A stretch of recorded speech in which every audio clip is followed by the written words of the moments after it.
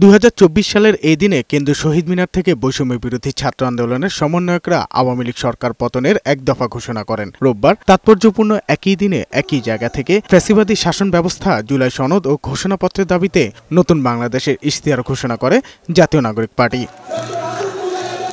এ উপলক্ষে আয়োজিত সমাবেশ কেন্দ্র করে কেন্দ্রীয় শহীদ মিনারে ব্যানার ফেস্টুনের সাথে মিছিল নিয়ে জড়ো হয় হাজারো নেতাকর্মী। অনুষ্ঠানে উপস্থিত ছিলেন জুলাই আন্দোলনে শহীদ ও আহত পরিবারের সদস্যরা। এ সময় এনসিপির কেন্দ্রীয় নেতারা বলেন, ফ্যাসিবাদী শাসন কায়েমের জন্য শেখ হাসিনার বিচার করতে হবে।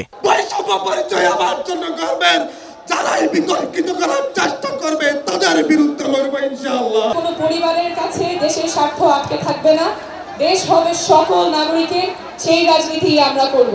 বাংলার এই ইয়াজিদ শেখ হাসিনার বিচার আমাদের সকলে মিলে আদায় করে থাকতে হবে। জুলাই ঘোষণাপত্র ও সনদের সাংবিধানিক ও আইনি স্বীকৃতির দাবিও জানান নেতারা। সারা বাংলাদেশের কর্মসূচির মধ্য দিয়ে এই শহীদ মিনার থেকে ইনশাআল্লাহ আমরা পার্লামেন্টে গিয়ে সরকার গঠন করব। এনসিপির একটা নেতা কর্মীর দিকে যদি কেউ চোখ তুলে তাকায়, আমরা তাকে রাজনৈতিকভাবে মোকাবেলা করব। মুজিববাদী সংবিধান ভেঙে চুরে শেষ করে দিয়ে নতুন সংবিধান চাইতে এসেছি।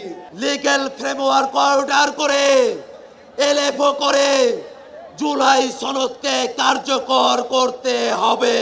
পরে নতুন বাংলাদেশের ইশতেহার পাঠ করেন দলের আহ্বায়ক নাহিদ ইসলাম। নতুন সংবিধান, দ্বিতীয় রিপাবলিক এবং ক্ষমতায় গেলে র‍্যাব বিলুপ্ত করা, তরুণদের অধিকার নিশ্চিত সহ 24 দফা তুলে ধরেন।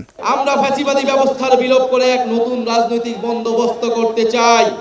কেবল এক ফ্যাসিবাদী শাসক হটিয়ে আরেক ফ্যাসিবাদী ব্যবস্থার উত্থানের সম্ভাবনাকে জিয়ে রেখে আমরা নিশ্চিন্তে ঘরে ফিরতে পারি নাই। এই শহীদ মিনার থেকে আপনাদেরকে আহ্বান জানাচ্ছি, আসুন আমরা সবাই মিলে আমাদের নতুন বাংলাদেশ গঠনে এই ঐতিহাসিক 24 দফাকে বাস্তবে রূপান্তর করে সকল নাগরিকের স্বপ্নের নতুন বাংলাদেশ গড়ি।